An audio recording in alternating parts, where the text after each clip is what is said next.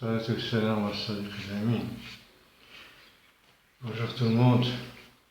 Nous allons continuer donc notre présentation de ce qu'on appelle le Messie, le sujet de notre série de vidéos. Nous avons dit que le Messie, ça fait partie cette notion de Messie, ça fait partie de ce qu'on appelle les signes des temps, ou plus exactement la fin des temps. Et pour déchiffrer, pour comprendre le sens de ces signes, pour les déchiffrer, il faut avoir des clés. Et ces clés sont justement les lettres arabes. Alors, les lettres arabes, on a présenté la dernière fois, on a fait une initiation. Voilà les différentes lettres arabes. Là, une grille, on trouve toutes les lettres arabes. C'est une grille qu'on appelle, qui suit l'ordre des chiffres. Donc c'est une grille numérologique. Et donc on a vu que toutes les sciences, toutes les connaissances se ramènent à cet ensemble de 28 lettres arabes. Et tout ce qui est donc, c'est la synthèse, la synthèse de toutes les sciences. Et ces 28 lettres se ramènent aux 9 chiffres. C'est-à-dire c'est la synthèse, les 9 chiffres sont la synthèse de cet ensemble de lettres. Et si vous voulez, la quintessence de tout ça, c'est les 3 lettres Alif, Lam, Mim, qui sont les ouvertures. On appelait ça les Mafatih al-Suwar, c'est-à-dire les ouvertures des sourates du Coran. Et on appelle ça aussi dans le Coran, il appelle ça Mafatih al-Ghayb, les clés du monde invisible. Mafatih al-Ghayb. Mafatih al-Ghayb, wa indahu mafatih al-Ghayb la ya'lamuha illa hu. Alors donc, on a dit que cette science de la simia, qui est une science inspirée, c'est pas. Il y a des choses, vous allez pas les lire, mais ce qu'il faut, c'est une science qui se renouvelle. Donc, elle est vivante, elle se vivifie. On dit que c'est quand le pôle apparaît, il fait vivifier tous ces signes. Tous ces signes, ces symboles, sont des symboles de ça. Il faut les vivifier. Et donc, c'est pour ça que c'est quelque chose qui se renouvelle, c'est quelque chose de nouveau. Moi, ce que j'écris et ce que je dis, c'est quelque chose de nouveau. Je ne prends pas des livres, je ne copie pas des livres. Je vous ai parlé de ce livre, la Simia, Science et magie des lettres. C'est un livre, bon, pour tous ceux qui s'intéressent à cette science, à la connaissance. Donc, moi, je vous conseille d'acheter ce livre. Moi, je suis en train de donner des explications. Mais ça ne peut pas remplacer un livre, parce qu'un livre, vous avez chez vous, vous le gardez, chaque fois vous regardez, donc c'est bien expliqué, c'est très clair. Et ce qui est écrit dans ce livre a été repris dans un autre livre qui s'appelle Les énigmes du Coran. Parce que pour comprendre les énigmes du Coran, il faut donc connaître les secrets des lettres. Alors donc dans ce livre, on va trouver la simia, introduction générale de la simia, la place de la simia dans l'ésotérisme islamique, le tableau des lettres avec les valeurs numériques,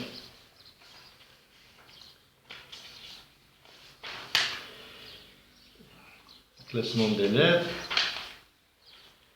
Alors, on va trouver aussi les lettres isolées du Coran, parce qu'on va entrer dans l'explication de ces lettres que le Coran nous met en relief, 14 lettres, que le Coran nous met en relief et qui nous invite à réfléchir, à méditer sur ces lettres pour pouvoir comprendre justement le texte coranique. Alors aussi, il y a la simia selon des écrits d'auteurs connus. Avant de commencer à exposer notre enseignement sur les lettres, qui est un enseignement nouveau, qui est un enseignement renouvelé plutôt, on a tenu à parler de certains travaux, de certains soufis, qui ont traité cette question, ce sujet. Alors, évidemment, il y a Ibn Arabi, il y a Tusturi, il y a Jaoul Hayyan, les frères de ce qu'on appelle les Khwas Safa, les frères de la pureté. Il y a Ibn Sina, qui était un philosophe et qui a aussi traité cette question. Plus proche de nous, on va trouver même René Guénon. René Guénon aussi, il a des travaux sur une considération sur la somme des lettres.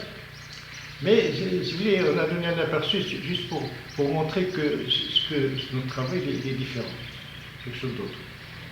C'est-à-dire, ça, c'est la littérature. Hein? C'est la somme des donc, vous ne pouvez pas prendre cette science de quelque chose qui est mort, quelque chose qui est dépassé. Ah, vous voyez. Donc il faut la prendre, ça s'apprend à partir du vivant, quelqu'un qui est vivant. Il s'agit de vivifier les lettres. Alors, bon, il y a des classements, on trouve des classements qui ont été faits en fonction, ça sont des classiques, hein, des choses classiques, en fonction des éléments, de 4 éléments, la terre, le feu, l'eau, l'air et le feu et l'air. Et les classements selon les jours, selon les signes du zodiaque, selon les noms divins, selon les mentions de la lune, donc il y a un tas de choses. Et puis on va arriver à ce qu'on appelle l'introduction au monde du Alif. Le monde du Alif. Donc on va faire une présentation un peu du monde du Alif.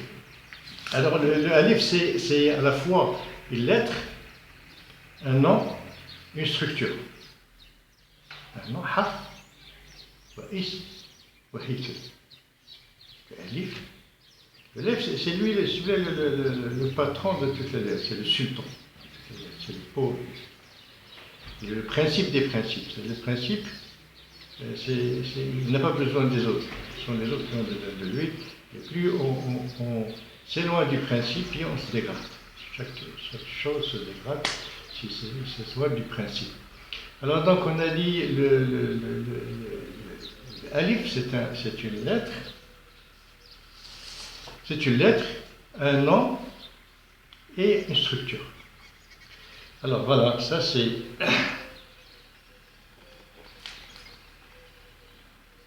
Donc le Alif, c'est un nom, donc au point de vue graphique, il se présente sous forme d'un simple trait.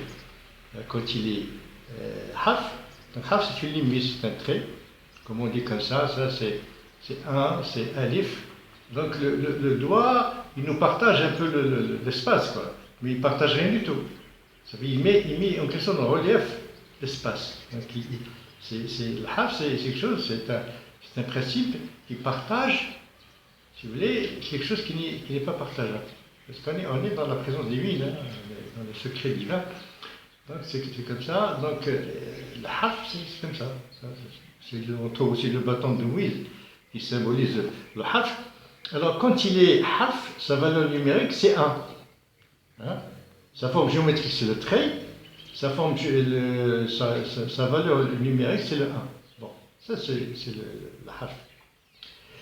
Le Harf, il devient, quand on le développe, il se développe d'ailleurs lui-même, il devient un nom. Il devient parce que, en arabe, les lettres sont aussi des noms, parce qu'ils ont 3 lettres. Le Alif, il a 3 lettres.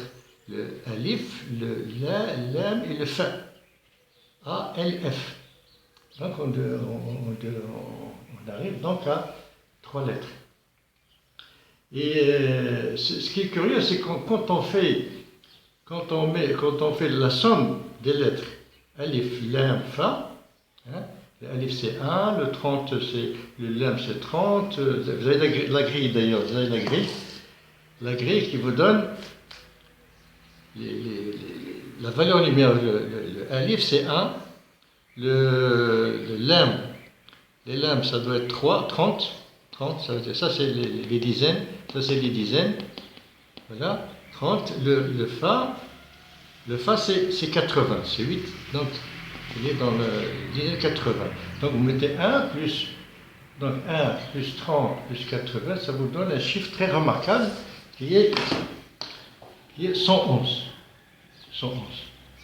Alif plus les Lam plus 8, ça vous donne 111, c'est un chiffre très particulier. On dit que le alif, il a trois présences. Il a trois présences. Même dans le trait, quand vous prenez le trait, on peut les disséquer en trois parties, le point supérieur, le point inférieur et la liaison. Donc là, le point supérieur, c'est la présence au niveau divin. La présence ici, vous dites, le point le dernier point, c'est la présence dans le monde des manifestations. Et là, le trait, c'est la liaison de... Alors, quand le principe du nom, c'est pour l'identification. C'est pour l'identification. Parce qu'avec un trait, avec une lettre, on peut rien identifier, on peut rien connaître. C'est donc une limite, si vous voulez, quelque chose qui révèle quelque chose. Bon, on ne sait pas quoi. Donc pour identifier quelque chose, il faut passer au nom, donc aux trois lettres. Et en géométrie, c'est le triangle. Donc le trait, ça ne nous donne aucune forme, si vous voulez, concrète. C'est à partir du triangle qu'on a une forme concrète. Alors pour ce qui est au point de vue nom, on va rester au point de vue nom, on verra la structure après. Le nom alif, donc il identifie, quand vous le considérez comme trois lettres, il donne un nom. Identification. La première identification qu'il donne, c'est que le mot alif, il y a le vocable qui est ulfa. Ulfa, c'est l'intimité. Donc, parmi ces caractéristiques, c'est l'intimité. C'est-à-dire, quand vous êtes dans le alif, vous êtes dans l'intimité avec vous-même, avec votre cœur. Évidemment, c'est la solitude. C'est le dépouillement, c'est la solitude. Donc on a cette notion d'intimité. On a aussi la notion parce qu'en même temps, quand vous dites alif, vous dites elf. Il y a le mot elf. Elf qui dit 1000. 1000. Donc quand vous faites la somme des lettres de alif, vous trouvez le chiffre remarquable de 111. C'est-à-dire, là, on passe à l'ordre trinaire tout en gardant l'unité. C'est-à-dire, on va passer de l'unité absolue, qui représente le harf, à la multiplicité principielle, c'est-à-dire qui est comprise dans le alif. Donc, si vous mettez la somme des lettres du mot alif, ça vous donne 111. Si vous mettez maintenant la multiplication, vous multipliez le alif par le lin par le fa. Multiplié par 30, multiplié par 80, ça vous donne un chiffre aussi très remarquable qui est 24 000. 24 alf. Or, alf, c'est aussi un nom du alif. Alf, 1000.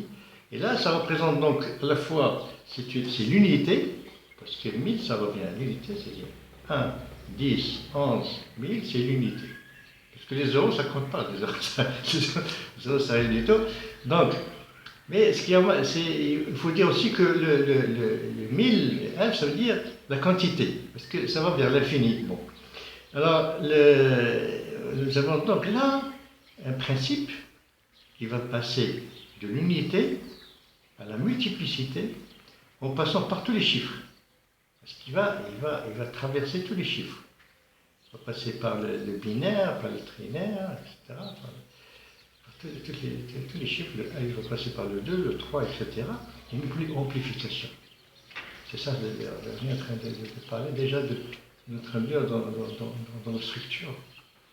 Et dans le sa, c'est sia, c'est-à-dire le point, va s'amplifier. Le point, le alif. Le point, c'est la projection du alif. C'est la forme la plus élémentaire du alif va s'amplifier par passer par tout ce qui est les chiffres qui sont des principes.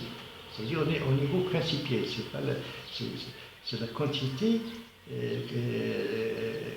C'est pas la quantité, c'est la qualité. C'est la multiplicité en tant que qualité.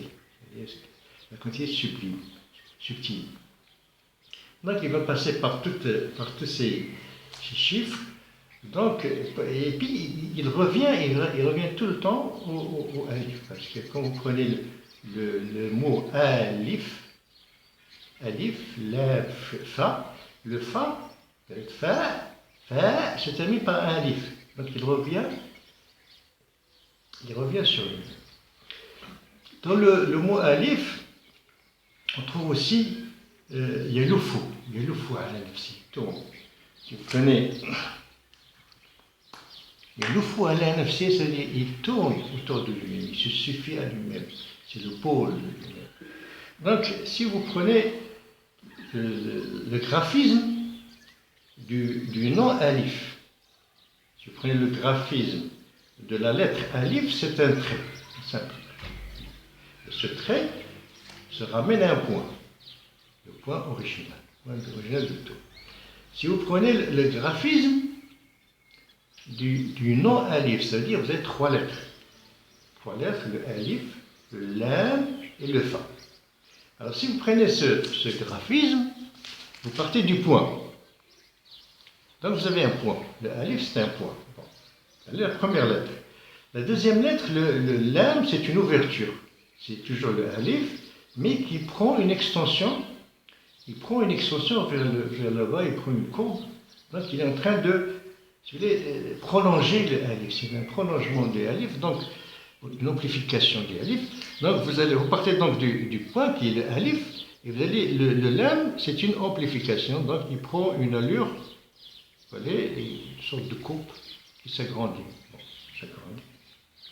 donc en principe, il va vers, ça va donner un cercle, une sphère d'ailleurs, c'est une sphère. Et d'ailleurs, c'est spiral, c'est une ouverture spirale, on verra ça. Alors donc, on part du alif, on prend le lam, qui s'amplifie, il va s'amplifier, seulement le fa va agir, le fa c'est une spirale fermée.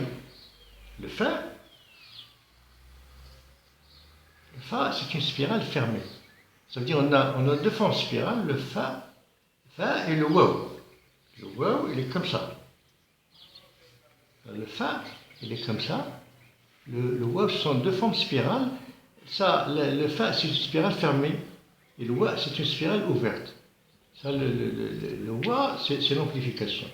Une spirale fait l'effet de l'amplification, alors que le fa fait l'effet inverse. La restriction. Donc elle ramène, le fa, quand il prend les chansons en bas, il ramène, si vous voulez, vers le alif. C'est-à-dire le alif a tendance à s'amplifier par le lam, prend sa grandeur par le lam, et puis il y a l'effet de fa, qui est une spirale fermée, qui ramène au centre. Donc il s'amplifie, il revient. C'est pour ça qu'on dit il y a le fou à l'air, il tourne autour de lui-même, il se suffit à lui-même. Donc ça, ce qu'on peut dire concernant l'alif. Alors ce alif, il a un peu traversé, si vous voulez, il a irrigué toutes les langues. Toutes les langues, surtout les alphabets, donc de toutes les langues. Et chaque fois qu'il passe à une langue, donc il a tendance un peu à perdre quelque chose de lui-même. Parce que quand il parle à l'hébreu, quand le alif de l'arabe passe à l'hébreu, il garde son nom. Puis alif, bon. Il garde sa valeur numérique, le 1.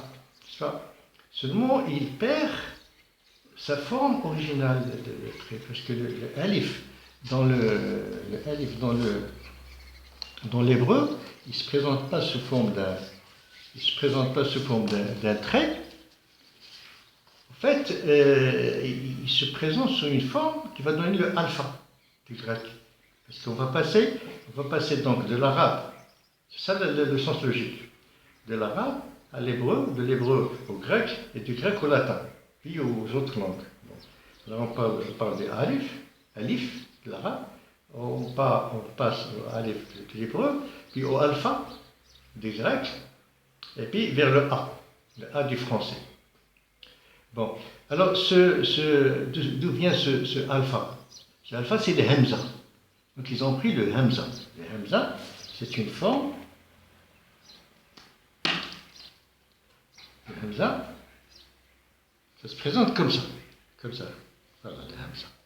Le hamza, ça se présente comme ça. Vous voyez?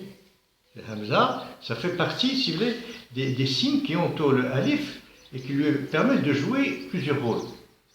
C'est-à-dire d'avoir des relations particulières avec les différentes lettres. Il peut avoir des relations, si vous voulez, de travail, des relations intimes, des relations spirituelles, des relations, par exemple, intimes avec le bas.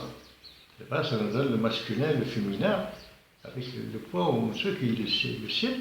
Donc, il y a des relations familiales avec certaines lettres, comme le bas, le tsa et le sa. C'est-à-dire le bas, c'est un peu la féminité, et les points sont les enfants. Et il a des relations de travail avec deux lettres qui sont le ya et le waw. Le ya, ça c'est un peu, tout fait un peu. Donc le ya et le waw, il a des relations particulières. C'est le hamza qui fait ce rôle parce que quand on met le hamza sur le ya, ça devient un alif. Et quand on met une hamza sur le waw, ça donne un alif. Donc le hamza, donc, il est passé donc, dans la langue, au point de vue graphique, il est passé, il est récupéré par l'hébreu, et puis il est passé au grec, alpha, et au français A. Bon. Donc, en passant donc à la langue latine, etc., il a perdu sa forme estimée. Ça va là en tant que haf. Par contre, dans la langue française, il y a le majuscule. C'est très intéressant parce que vous avez le A, vous avez le A comme ça, majuscule. Et ce A, en fait, c'est un triangle. Donc là, déjà, on voit pointer cette valeur de nom. Le nom, le triangle, le nom, 3 lettres, le nom, triangle.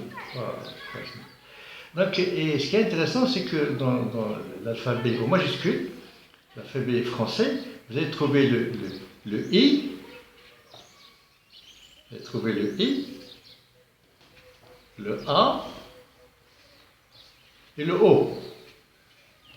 Vous avez le I, le A et le O, parce que le alif, il se prononce A-O-I. A-O-I. Et là, c'est très intéressant parce que là, déjà, vous avez la forme, vous avez ici la forme de harf, de trait. Vous avez la forme non, du triangle, vous avez la forme du heikel, du truc du cercle, c'est-à-dire de structure circulaire du signe. Donc là, ça révèle les lettres, ça parle, ça révèle quelque chose. Donc là, vous avez les trois. Ce qui est intéressant aussi, que dans le i, on met 2 traits, donc on met en valeur, les points extrêmes. Donc si vous voulez, celui de haut, il représente la transcendance, et celui du bas, l'immanence, et ça, c'est la relation. Ici, on a donc le triangle, donc, qui suggère que le nom, la lettre alif, elle a une valeur trilogique. Hein, non, c'est 3, c'est un triangle. En fait, c'est un triangle. Hein. C'est un triangle. Et puis, ça, le cercle, le haut, ça met son grand bras vers la structure. Alors, toujours dans le trait alif, on a dit que le terme alif, plutôt 1000, c'est un des noms du alif. Et là, on avait parlé la dernière fois de cette façon de vivifier les morts. Et là, nous avons vivifié le mort, se vivifier soi-même d'abord et vivifier les lettres. Il y a eu une sourate dans le Coran qui dit. Pardon.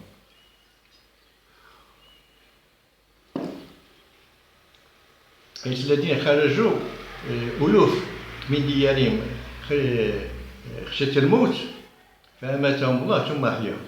C'est-à-dire qu'il nous parle des gens, plusieurs gens, qui sont sortis par milliers de chez eux, craignant la mort, et Dieu les avait mourir et les a ressuscités. Ça veut dire quoi? Ça doit parler des initiés de plusieurs temps. Ce sont des gens qui sont sortis, et sont sortis de leur milieu. Ça veut dire qu'ils sont dépouillés de son milieu, sont libérés. Donc ils sont libérés de leur société, et ils sont réalisés par le alif, oulouf, kharajou. Ils se sont libérés, ils se sont dégagés de leur condition sociale, et ils sont oulouf, c'est alif, c'est la somme de alif, c'est-à-dire alif, ça, ils sont réalisés, ce sont des gens qui sont dépouillés, qui sont sortis des conditionnements, qui sont réalisés par le alif, alors qu'ils sont devenus vivants. Ils sont passés par la traversée de la mort, donc ils sont devenus vivants. Alors, pour la structure, c'est une amplification. C'est une amplification, hein, pour arriver à une structure, à une forme de cercle avec les 12 parties qui sont les temps. Parce que quand il dit la fin des temps, on arrive à la fin des temps. Je pense que c'est arrêté le truc.